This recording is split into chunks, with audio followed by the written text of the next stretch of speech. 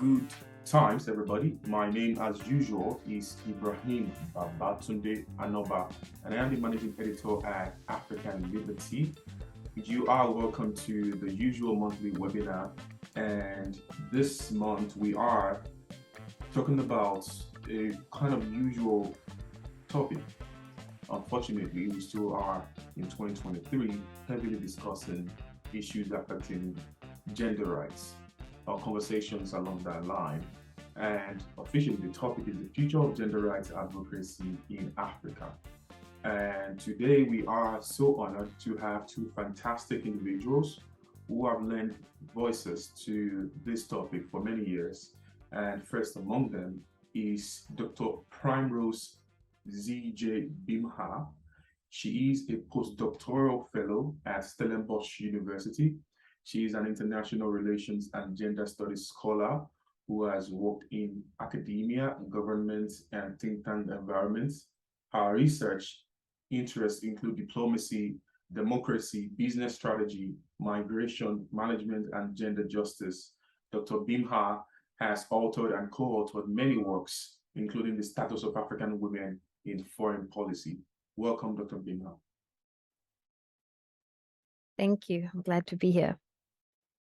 And likewise, we have Suntosh Pillay, who is a clinical psychologist, researcher, and activist in South Africa. His areas of interest are community and social psychology, public health, psychotherapy, decoloniality, LGBTQI plus affirmative practices, and socio-political change.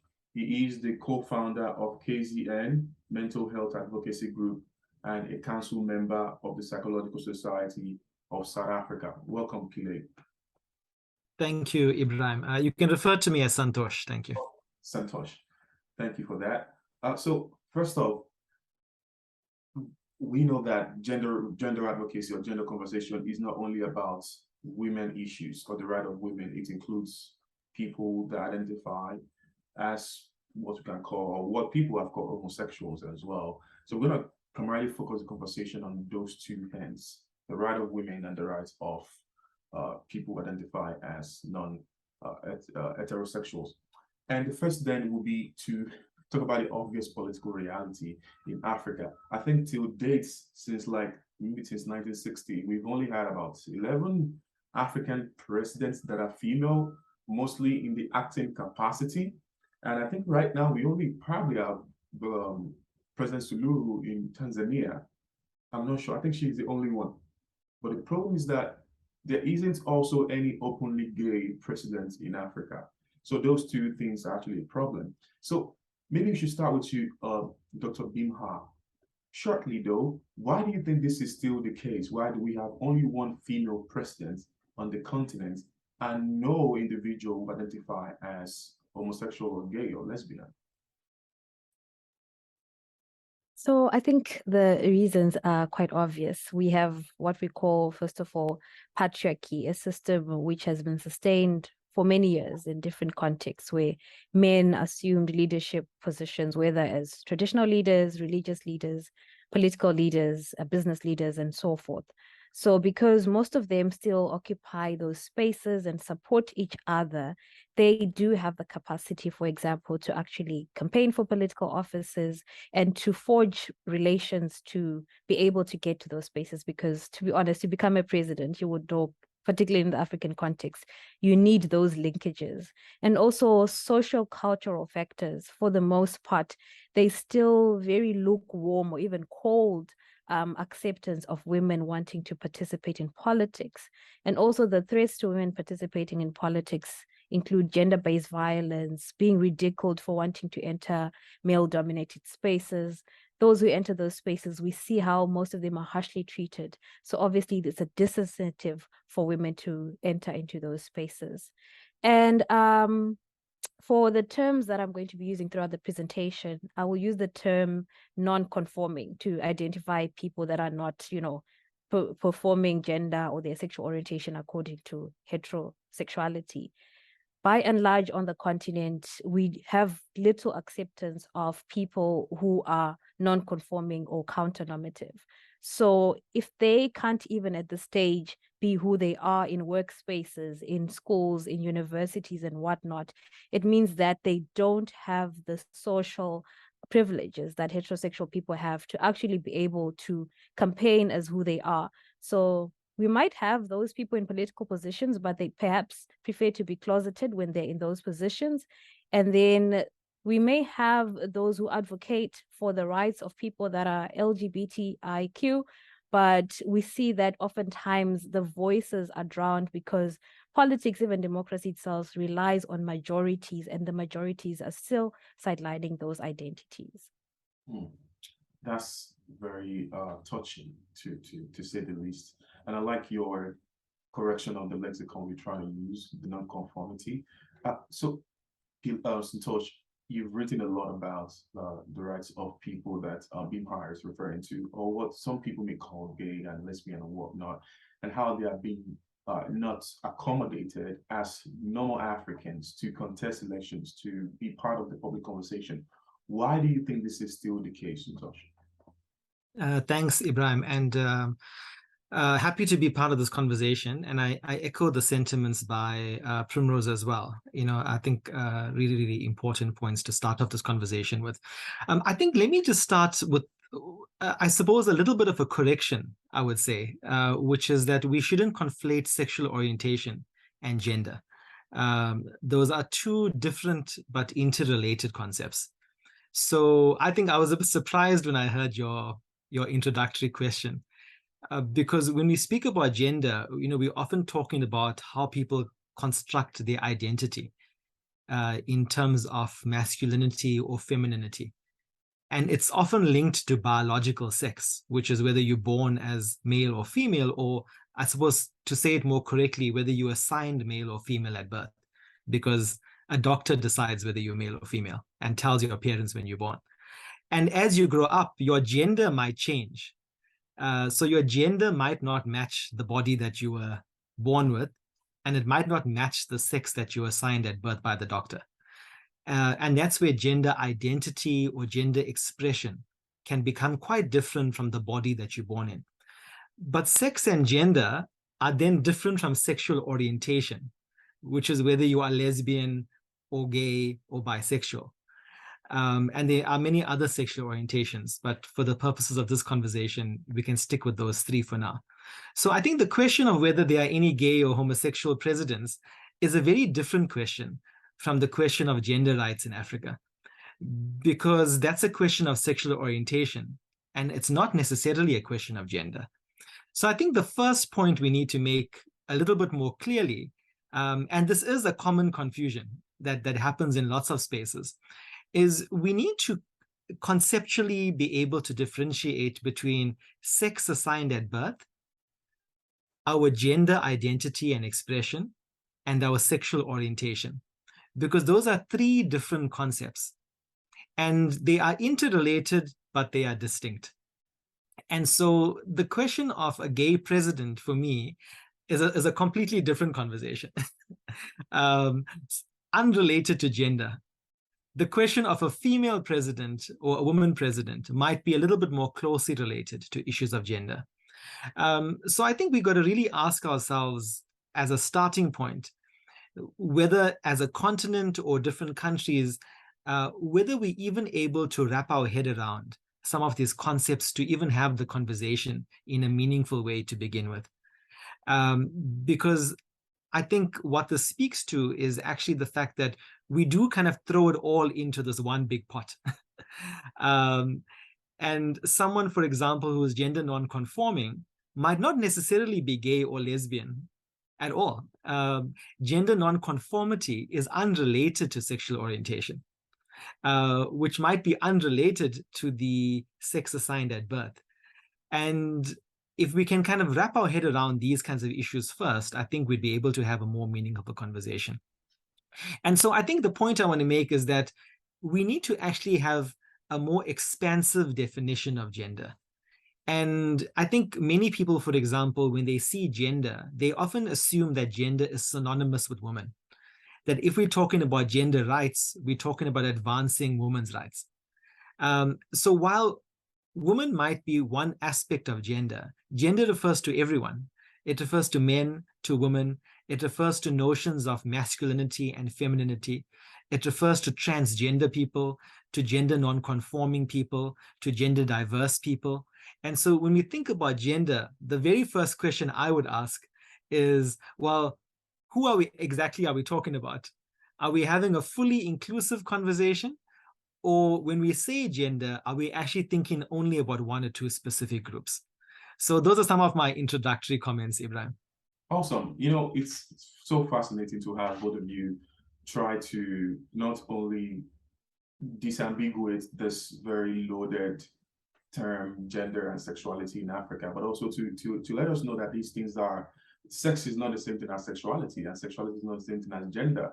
You know, I took a course in my PhD class last quarter, and it was so fascinating to work with some of the leading scholars of sexuality, and you see how complex things can really be, and it just changes your worldview about how you interpret sexuality and sex and gender. And again, I guess the reason why we only use the word gender in this webinar is because, as you said, Africans, it can be so challenging to break all these things down and say, wait, hold on.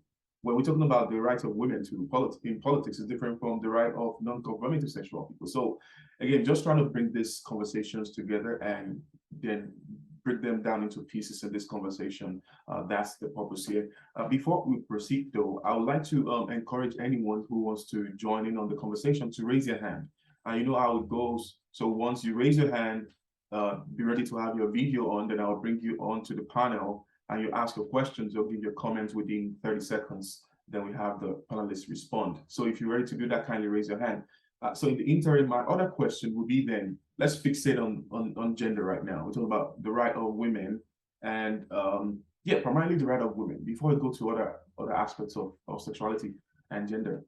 So it seems as though whenever we have this kind of conversation, is either of two things. Either we see it as a problem of top down, like the problem is about the constitution or African leaders who are not giving women the access into politics. And some people say, well, hold on, it's not actually about that. It's grassroots, it's bottom up, because then we have people who do not want women to be part of the leadership, who are still very phallocentric and patriarchal in their worldview. So what do you guys think? Do you think it's a problem of political leaders preventing women from joining politics and having active roles, or is it because of the people in the grassroots, like people like our parents, our families, our community members? I go with you first of all, Dr. Bimha. Oh, that's quite a big question, and I will not give like a well-rounded response. What I can say is obviously there are multiple factors. The top-down, people usually place emphasis on it because if there is no creation of incentives, for example, right now, Zimbabwe is heading to the elections, and initially there was no woman candidate because those women were deprived due to the high fees, right? So this is someone who tried, went through all the hurdles, and then when they got to the political gates, they can't become, a female presidential candidate. And then when it comes to the grassroots, definitely a lot of factors come into play. The society where you come from, you might not have the support you need, even from the family level. It could even be, for example, some women are perceived to be, you're supposed to be the primary caregiver to your children. If you then become a mother who is a politician, for example, how is that going to happen? So sometimes our decision-making processes are due to multiple factors, right? And also when we speak about gender, it's socially constructed over a number of years, how you were socially constructed in terms of what you were expected to do, and also what you see within your society. So sometimes even the lack of interest in participating in politics is viewing it as largely still a male-centric space, looking at it as a space where you might not think you are impactful and you might choose other ways of being impactful, whether working in social development or in a non-governmental capacity. So there are various angles to this particular argument, I think. Awesome. Before I come to your response, Suntosh, I saw people, like two people raise their hands and drop their hand eventually. But for us to know you want to speak, you have to be consistent with your hand being raised. So Suntosh, what is your opinion? Thanks, Ibrahim. Maybe their hands were paining holding it up for so long. Yeah, I think a similar disclaimer to what Primrose said. It's a big question, so we can't do justice to it. But I think there are some interesting kind of facts that we can put on the table. So if we look at, for example, the African Development Bank Group, they released a report that said that in 11 African countries, women actually hold close to 1/3 of the seats in parliament. And that's actually more than in Europe.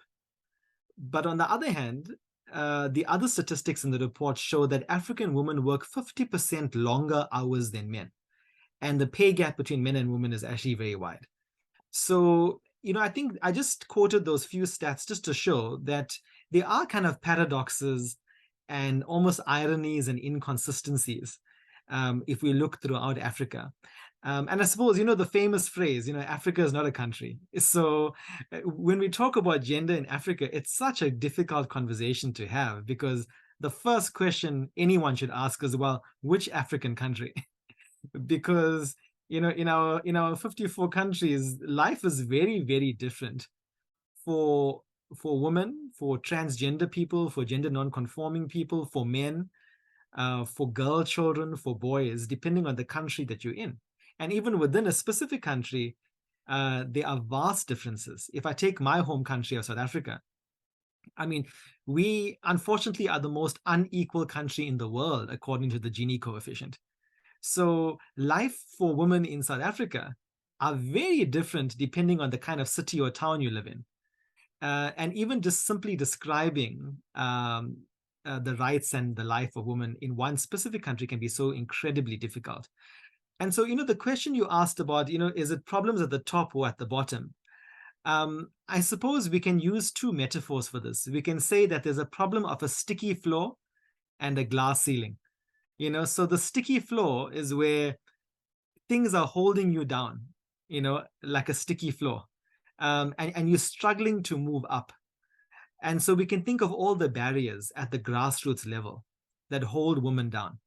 But then we also have the glass ceiling. So where people finally do make it, they do reach a certain ceiling where it seems like there's opportunities above them, but all sorts of invisible barriers, mostly linked to patriarchy, actually impede their ability to progress even further.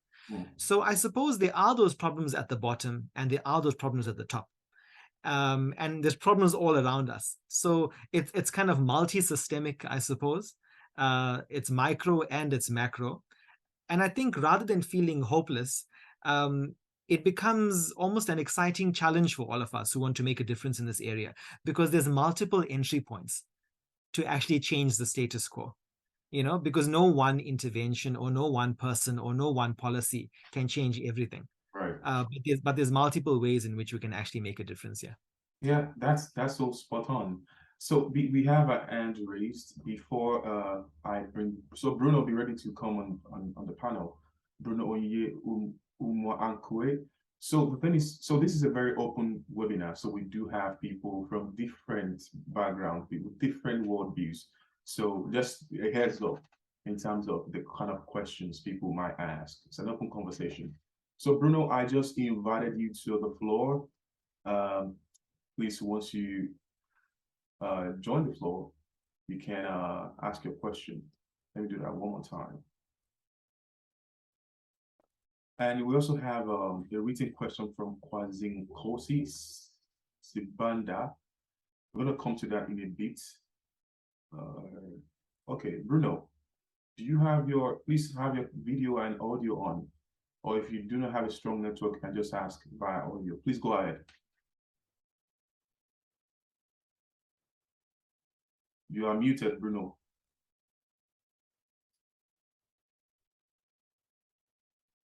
Are you there? Okay, while we wait for Bruno to ask his question, there is this one from Kwazinkosi Zibanda, and they ask, is gender construction and patriarchy a traditional African problem or a colonial legacy? Very historically loaded. So I don't know, Doctor, you want to go first? Is gender construction and patriarchy in Africa a traditional problem or a colonial construction? I have my own opinion about that, but you can go ahead. Great. I feel like we could have a whole course on this. So I'll try to comprehend as I think on my feet. So I think because of the colonial legacies we're speaking about, and also the reality that we are a people that had our own cultures, we cannot claim one or the other. And also now in the world that we're living in, it's even more complex because what we view as our cultures, what we define as patriarchy within our context and gender constructions within our context, some are borrowed, some are being co-created because of popular culture internationally, and also, as was mentioned by Suntosh, context matters. You will find that gender construction and patriarchy plays out differently within different spaces in a city, within different rural contexts and whatnot, and also even across the continent. So I think that when you ask the question, is gender construction and patriarchy a traditional African problem or colonial legacy? I would like to say that we definitely have remnants of the colonial legacy and also gender construction issues that are part of our traditional African cultures. So you will see that there could be a data set showing how many contexts were highly patriarchal within the African continent, which is to show that whatever came with colonial administration, whether through religion or whether through their laws, further added to those particular burdens. And where societies were perhaps less patriarchal or didn't have these constructions, whatever was imposed upon them added to those particular layers. So yeah, I think that's what I can say without trying to go on and on. Yeah. That's really helpful. Before I go to you, Santosh, I think Abdul Salam Bushira raised their hand. Are you still interested in asking a question, Abdul Salam, or not? So in the interim, we have a comment from Ernest Irosa Magayane, and they say the topic's not clear to Mahan why. That's why your interventions are controversial. The future gender will be equality, emancipation, inclusion, etc. That should be a good manner of discussion about the future of gender rights. Uh, we also have another comment for, okay, it's a question. But anyway, we have another question from Ali Ibrahim. But before that, Suntosh, you really quickly want to touch on Kwasi Nkosi's question about colonial legacy and patriarchy. Yeah, I mean, I could speak the whole night about this. So I'll also keep it very short. I think my question to Kwasi Nkosi will be, can we speak about anything in Africa without talking about colonialism? So, and the answer would be no, right? So, I mean, every aspect of our lives as African people is contoured by colonialism. The very air that we breathe, I would say, is contoured by colonialism. And I mean that quite literally, because the high levels of environmental pollution and climate change are legacies of colonialism. So literally everything, from the air that we breathe to the kinds of gender constructions that we have, are legacies of colonialism. And so I suppose the phrasing of the question is whether gender is a problem of traditional African societies or legacy of colonialism. I mean, I suppose we don't want to think about gender as a problem to be solved, because we all have a gender or a gender identity, and we all have varying gender expressions. So gender is there. It's not a problem in and of itself. But it's contoured by colonialism. And I think the person that I find quite useful in thinking about this is the Peruvian sociologist, Anibal Quijano. And Anibal Quijano came up with the concept of the colonial matrix of power. And in the colonial matrix of power, one of the four spheres is gender and sexuality. And I think if people are interested, reading up on Anibal Quijano's work helps us think quite critically about how colonialism and also coloniality, which is the effects of colonialism, even after the colonial powers have gone away, which is what we're experiencing right now in Africa, still contours how we think about gender and about sexuality. Because we know that in some African societies, there was better gender parity in the pre-colonial era. But colonial Western powers did come in with particular notions of hierarchy that were not there to begin with. But colonialism has happened, and we're not going to go back to this romantic era that was pre-colonial. So we've got to think about kind of like, well, how can we work with the hierarchies and the constructions that we now are left with. So yeah, some of my thoughts around that, but certainly I think the conversation on coloniality is a big one. Yeah, I absolutely agree. And we have questions pouring in. You see, I like the recommendation you gave, and I think other scholars have talked about this. Try to draw the comparison or track how things change. I think some of my favorites is this one by Nancy Rose Owens entitled "A Colonial Lexicon," that actually look at changing gender language and birth language in DR, I think DR Congo. Then there is, of course, the popular one by The Invention of Women, and of course the much more familiarized one, The Female King of Colonial Nigeria by Nwando Achebe. But again, the point is that a lot of scholars have actually worked on this questions, and I'll point our dear friend to look at those works as well. So we have people joining from Nigeria, Tanzania, Kenya, Burundi, Zimbabwe, across the continent, and hence the wider read, the questions are kind of diverse. So now let's go to, we have some questions that we really have to touch on real quick before we move to the second segment of the conversation. And I'd like if you can each respond to each of these questions in 1 minute. So this is from Ali Ibrahim, and they say, what are the emerging challenges and opportunities for gender rights advocacy in Africa? And how can advocates adapt to the changing landscape? I guess the second half of that question is very important. How can advocates adapt to the changing landscape of gender advocacy? 1 minute, Primerose.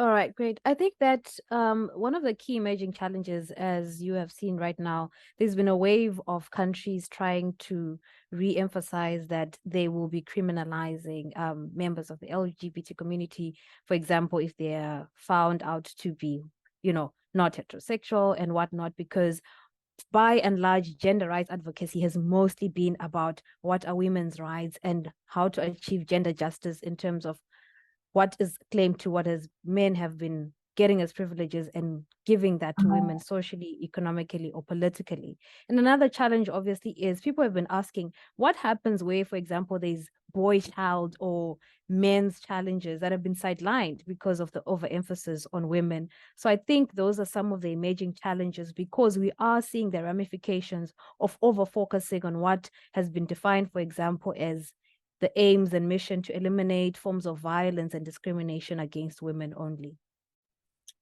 Thanks, Bimha, Dr. Bimha. The same response to the same question, Suntosh. Yeah, it's a difficult one to answer, but I would say that, we should all start from our own spheres of influence. Because just going back to my earlier point, that the challenges are so huge, but the great thing about that is that there's multiple entry points. So I would kind of challenge everyone to think about where do they have the most amount of influence right now. And the influence might be in the home environment.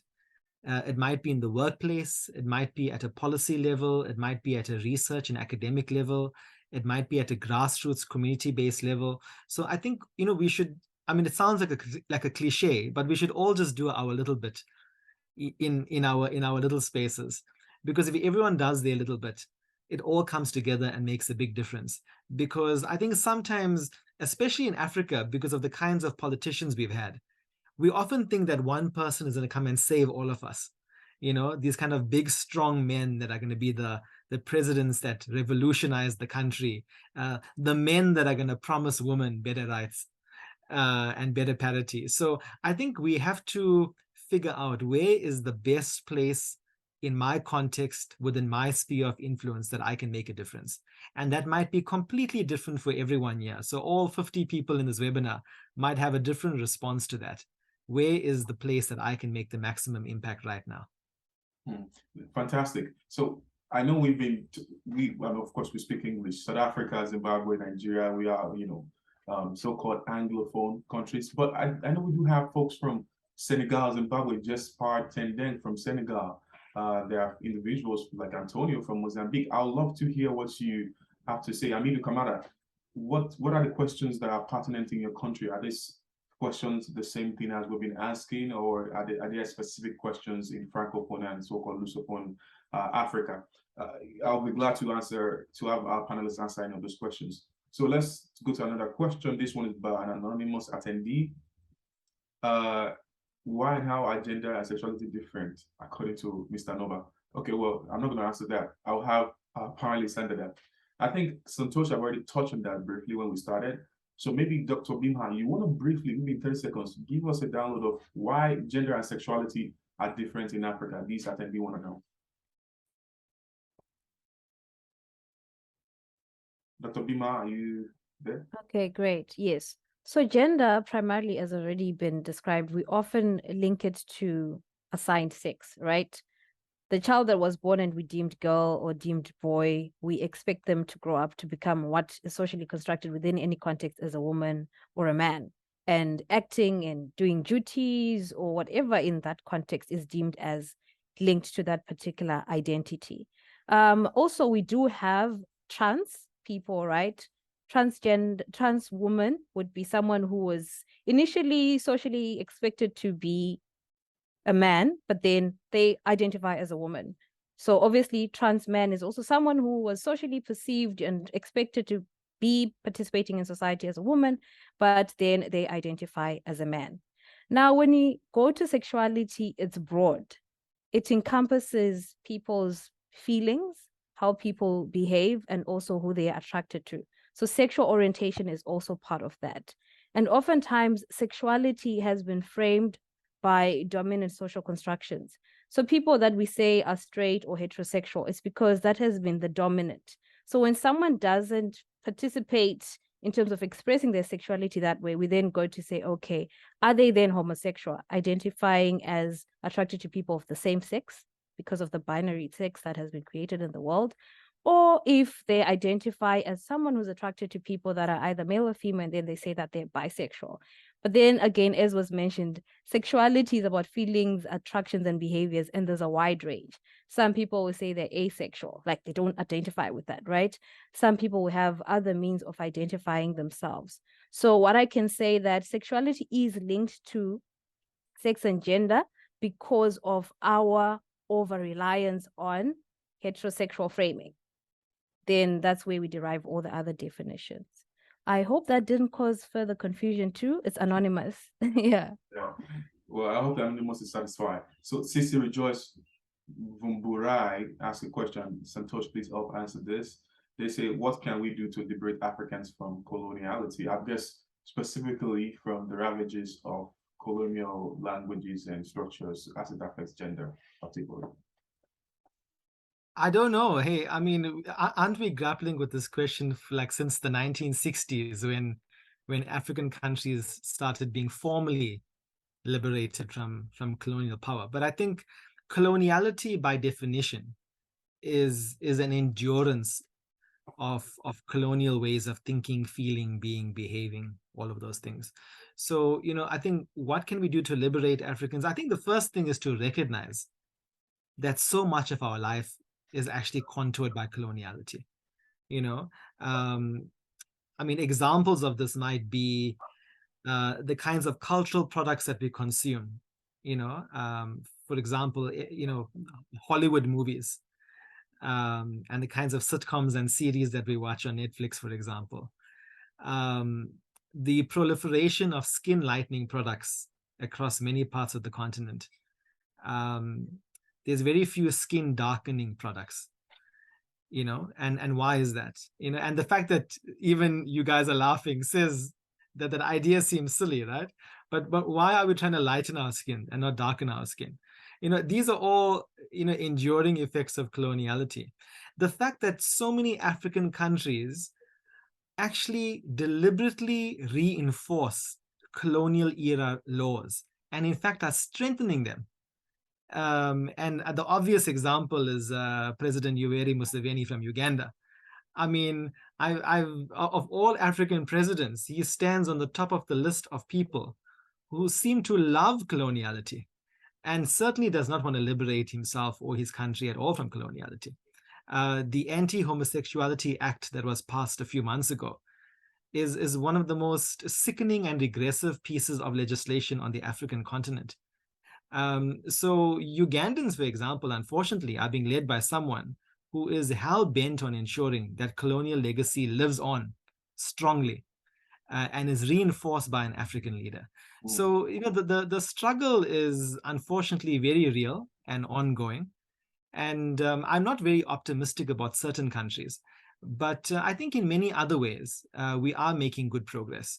And I think we are realizing more and more what Steve Biko famously said, which is that the most powerful weapon in the hand of the oppressor is the mind of the oppressor.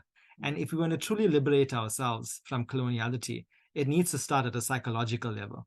We need to liberate our own minds, our own thinking from coloniality, because without a change in our mindset, we can change the material circumstances around us, but we're going to still operate in that colonial way as human beings. Yeah, see, the part of your response that I love the most is the idea that, of course, colonialism created many of these problems, but we ourselves, Africans in 2023, we are doing a lot of wrong. Like, how on earth would Museveni pass such laws? He could easily let go of those laws, but again, it's reinforcing them. So as much as we want to blame colonialism, we have to look in the mirror and say, yes, we have leaders today that are actually doing worse, or even promoting what we should be rejecting. So we have another question from Ernest Ironsa Magayane. Dr. Bimha, you want to help us answer this in a minute?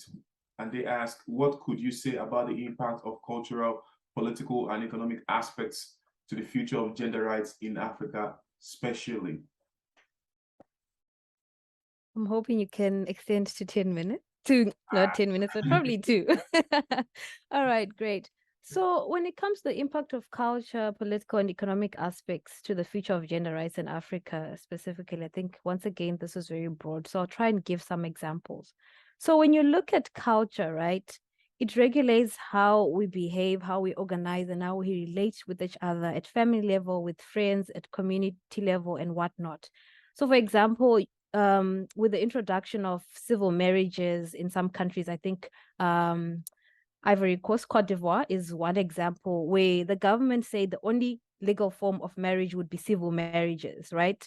And they were canceling out any marriages that involved, for example, getting married to more than one wife and whatnot.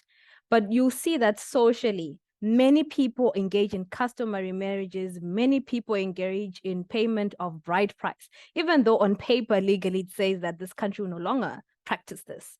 So whatever is heavily cultural in any context may actually hold many answers, which is why we need to engage with traditional authorities, especially if you're in advocacy and rights.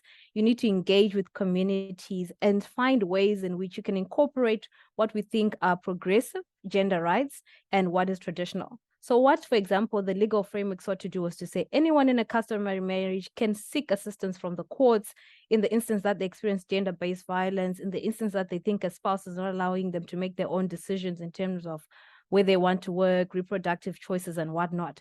But because many people are not taking up that form of marriage, it means that they don't even have the law on their side. So I think we need engagement from multiple aspects of societies, whether in politics, religion, and whatnot.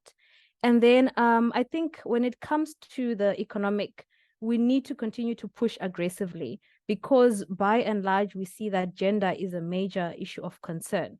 So for example, in a country like Rwanda, yes, we've got so many women in politics, so many women have jobs, but there's evidence that almost 70% of women in Rwanda are in the informal economy and earning very little. So there's good gender progressive markers, but if you go in depth and check out how social dynamics dictate how people live and continue to live marginalized or having fewer rights, that is a major cause for concern. When it comes to politics, hopefully we have more multi-party democratic states on the continent and that those parties push for inclusion. That includes gender, that also includes people that identify beyond male politicians, female politicians, because that is a very weak area. If they don't support political participation, it means that we will have less leeway for people to actually be involved. However, a word of caution, I've been in a political space, been asked to provide advocacy and, rights advice within the context of the Democratic Republic of Congo. I brought up the issue of rape as a weapon of war, rape of women, rape of young men, boys, and whatnot. And by the time the speech went to the Southern African Development Community, it didn't have all those points. So sometimes you are there, your issues, and because the powers that be don't care, you don't manage. So we need to have concerted efforts to try and re-emphasize what needs to be done. Right. Awesome. That was not 1 minute, but good response. But anyway, so we do have some more questions. So the first, I think this one came first. Disciple Mukuli, I see Suntosh already typed some response to that, but maybe you want to answer the question openly. So they ask, hello, this is Disciple from Zimbabwe. My question is there any problem in our gender and sexuality, or the problem is our religion and culture? For me, religion and African culture dictate our gender construction, and I think as long as we uphold to them, gender and sexuality will remain till amen. Okay, Suntosh, in 1 minute, and I will be strict this time around. What's your response to Disciple Mukuli? No, you can be strict because I have a very short answer and I give the same answer to this question everywhere, which is religion and culture are not static. They evolve, they change, they adapt. And if you're part of a religion or culture that's not evolving or not adapting, then I think it's out of date. So, all notions of gender are evolving and adapting with the times, and therefore all cultural and religious beliefs should also adapt with the times. Otherwise, eventually that culture or religion is going to die out because it won't have relevance for the contemporary moment. So, yeah, that's my short answer. Oh, that's actually 1 minute and less than 1 minute, actually. Okay, so I see you have your hand raised, Dr. Bimha. You want to chime in real quick before we move to another question? Oh, I just want to emphasize what has been said, and also shifts can happen. And I think usually they happen in contexts where there is legal provisions. For example, in South Africa, there's people pushing for, Islamic feminism, and some issues have been addressed bit by bit to ensure that women have better positions in their families and in the South African context. And also we do have a push for churches to ensure the protections of the human rights of people that may not necessarily be falling into what is in the religious scripts. Awesome. So I think Ernest Ironsa Magayane has a question. Ernest, are you able to unmute yourself and ask your question? Ernest, are you there? Okay, we move then to someone else. Yes. Thank you, dear Ibrahim. Yes, sir. I think that my two questions which I had have been answered. One by Dr. Bimha, and one Dr. Suntosh has talked about it. So I don't have another question to ask. Thank you. Thank you, sir. Thank you.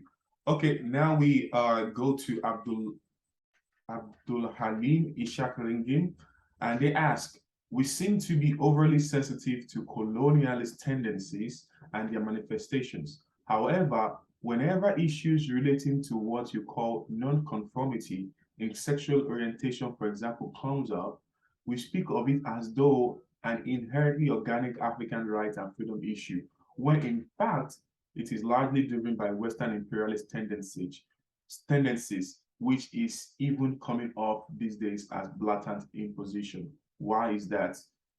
Suntosh, I want to get response from both of you. Suntosh, you want to go first? 1 minute, then we'll go to Dr. Bimha.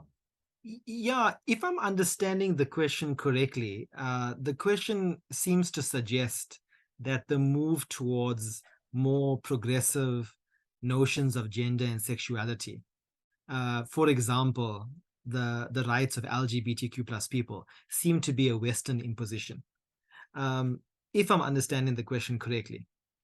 But I mean, I would say the opposite is true, that it's actually homophobia and transphobia that's a Western imposition. Because number one, that's one of the enduring legacies of colonialism. Colonialists didn't bring homosexuality to Africa. It brought homophobia to Africa. And although we might not have had those words in African context, we had much more progressive and expansive gender and sexual relations in many African countries. And this is well documented in many books, which I can provide the references for afterwards. So when we now are having a push towards equal gender rights, equal sexual rights, for the rights of LGBTQ plus people, one of the most common responses is that this is un-African and this is a Western imposition.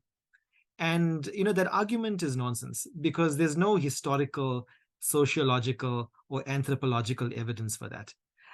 In fact, if we look at once more the case of Uganda, and currently the case of Ghana as well, who seems to be hot on the heels of a very similar bill that Museveni has put in place, all of this is actually being dictated by an international organization called Family Watch International, which is a fundamentalist Christian lobbying group founded in 1999 that opposes women's rights, reproductive rights, birth control, and LGBT rights.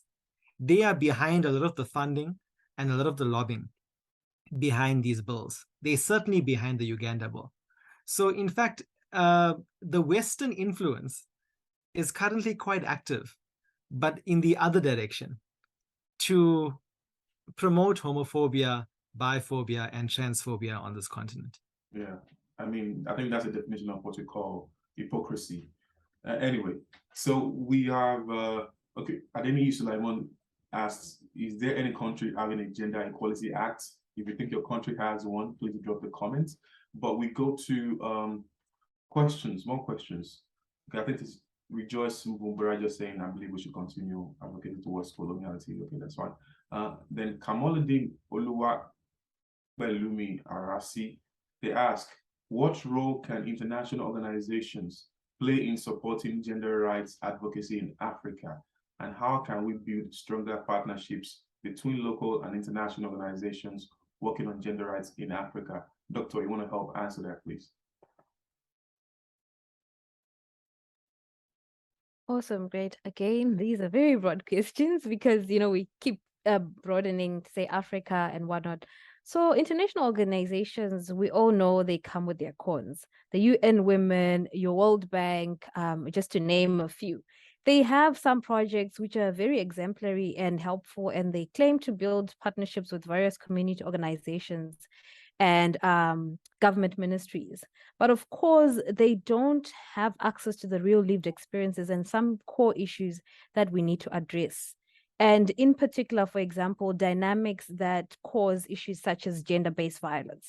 So yes, you've come with an initiative with microfinance, we are educated, and well-informed and whatnot. But then we need organizations that also have a strong agenda to address some of the key detrimental issues affecting, for example, the women in those particular contexts. So what usually happens is that the funding is skewed towards some issues, and those issues may not be the heaviest for any particular context. So hopefully, the governments should be able to say, yes, we understand that you as the World Bank are coming to our context, but we feel that you may need to help us to address one of these issues which is not part of your concern. So I think there is a lot that needs to be done with regards to that, and we need to stop over-relying on the bigger international organizations.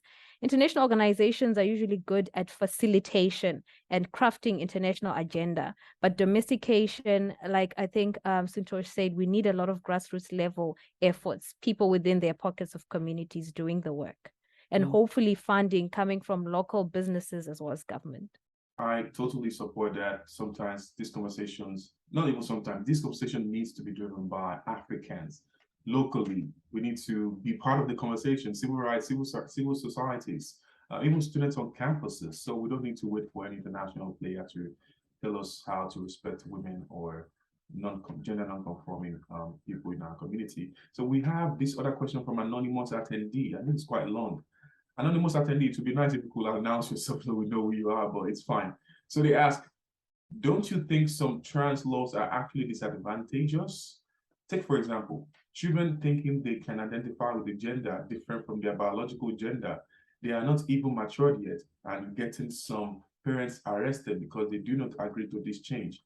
Also, some kids dying due to unsuccessful procedures. I feel non-adults should be left out of this. Why is there incorporation of sexual books in the curriculum of kids without the knowledge of their parents? Why can't the focus just be on science, art, and all? I know this predominantly happened in UK, USA, but can't Africans see these effects to avoiding getting deeply into this? What do you think should be the limitations in terms of this LGBTQ plus laws? Now, this is a very sensitive question that we cannot shy away from. A lot of people ask this question almost every time you go and do gender advocacy awareness on campus or elsewhere. So I would like each of you to respond to that. And as I said, our audience is open, so you have different perspective to this conversation. So Suntosh, please go ahead first. Thanks, Ibrahim. I can also speak about this all night because this is a lot of my core work. But I'll give a few comments. And I think let me firstly acknowledge that I come from a context that might be very different from other African countries because, we know that South Africa in particular has some of the most progressive laws around gender and sexuality in the world. So South Africa, for example, was the first country in the whole world to protect sexual orientation in its national constitution, in 1994. No other country had ever done that before. And we continue to be only one of 11 countries in the whole world that protects sexuality in the national constitution, whereas many other countries, even though they might have progressive laws, it's not in the national constitution. And, in South Africa, transgender rights are on par with many other rights as well. So the context in which I work allows me and my colleagues to do a lot of this work with relative ease, even though the lived experience of transgender people and even LGBTI people in general is not always fantastic. So, just with those few statements just around the context I'm in, I think what we have to recognize is that there's a lot of science behind this. So I think the first problem is that these topics around disrupting the gender binary gets people very hot under the collar because it disrupts their fundamental socialization from the time they've been small. From the time we are born, from the moment we take our first breath, like I said, the doctor slaps you on the bum and declares you a boy or a girl. So we get gendered from the moment we are born. And we are gendered in all sorts of ways throughout our life. And all of us, myself included, we think in gendered terms. So when people come and say, let's disrupt this gender binary, I think it leaves people scared, confused, and a bit disoriented because the framework in which they think about the world is suddenly not that certain anymore. And I can understand why people get a bit hot under the collar because we think we know gender, but gender diverse and gender non-conforming people and transgender people actually trouble these familiar coordinates that we use to navigate the world. So I think the first point is that we have to move away from socialization and ideology and more towards science and evidence. And there's lots of science and evidence around this, coming from many disciplines like psychology, psychiatry, endocrinology, etc. And if people are really interested in knowing the science behind it, one of the African organizations I would recommend is a South African organization called the Professional Association for Transgender Health, which stands for PATH-SA, and I can put that in the chat box. PATH-SA is probably one of the only African-based organizations bringing together a range of healthcare workers who are interested in advancing the science around gender in a progressive way. And I say gender specifically because it's around transgender health. It's not about gay, lesbian, and bisexual health. So I think it's important that we start looking at the science. And the science tells us that it is actually beneficial for people, even from a younger age, to be exposed to information about gender dysphoria, gender identity problems, etc., and to get good assessments done by psychologists and trained healthcare workers. I think people use a few examples of where things don't go well, and they tend to generalize it to say that this is a massive problem. But if we do look at the science shows us that the move towards affirmative transgender health is actually a good one. And we should actually encourage this more often. But I do know that this is not something that can be easily answered in a few minutes. And this might even be a topic for a whole webinar. Yeah, But, sure. you know, I think we definitely did need to have another conversation about this, but sorry, we're really running out of time, and we have loads of questions, and I don't think I can answer as many, all of them, both in the Q&A and in the comment box. But I'll just say, maybe each of you, if you're comfortable, you want to give out your social media accounts, or even maybe email address for them to follow up with these questions. But I would like to ask one other question. So I don't know, Dr. Bimha, do you prefer to follow up to this pending question from the anonymous attendee, or you want to answer this one by Ishaq? Either one. First of all, because I was on the train of thought of adding on, I definitely agree with Suntosh. Sorry, I'm getting a bad feedback. Okay, it's gone. Great. So I definitely endorse what has been said by my co-panelists. I just want to ask people some, hypothetical questions, try and answer them on a piece of paper to say, what does it mean when you teach children gender-based violence and the causes of gender-based violence? How does a child who experiences I don't know why we use this term, corrective rape, right? Being raped because you're lesbian, right? How do you explain it when you don't have the language, right? And then when we speak about how people get HIV through sexual conduct, we've been limiting our explanations. How does a child explain how they acquired something in a non-conventional, engagement, right? And when we speak about science, right? Science was perhaps one of the culprits when it came to framing how we come to think about socially constructing people's identities because of the hyper-focus on male, female sexes, right?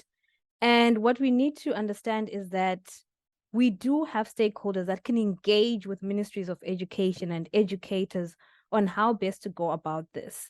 So in as much as parents trust schools with teaching their children math and whatnot, I think that slowly they will also come to understand. Right. Also, another issue is that we've got social media and other spaces where children may then be misinformed or get information in a way that is further confusing. So the information is already out there. So if anything, the education system can be used to regulate and give at least guidance that is curated according to their ages, amongst other factors. Right. So again, fascinating responses. So we are just right about close rounding off because we're out of time. Suntosh, you got a final salvo in 20 seconds, strictly 20 seconds this time around for our audience before we say goodbye. No, I think, thank you, everyone. I think this engagement has been really great. And I think the only way to change society is to keep asking critical questions, right? And so I think it's fantastic that right until the end, we've still got so many questions that are being asked from everyone. So I would say my final salvo is don't stop asking the hard questions, and, the only way that we're going to change the current status quo is if we ask hard questions. Even if we don't know the answers, it's fine. But we have to keep asking hard questions. Thanks, Ibrahim. Thank you, Suntosh, and thank you, Dr. Bimha. I am sorry we couldn't answer all the questions you have. This is why I encourage you to please follow both Dr. Bimha and Suntosh on their social media platforms, and I hope they keep that out as we round up. And of course, general thanks to all our audience for their insightful thoughts and questions, and pestering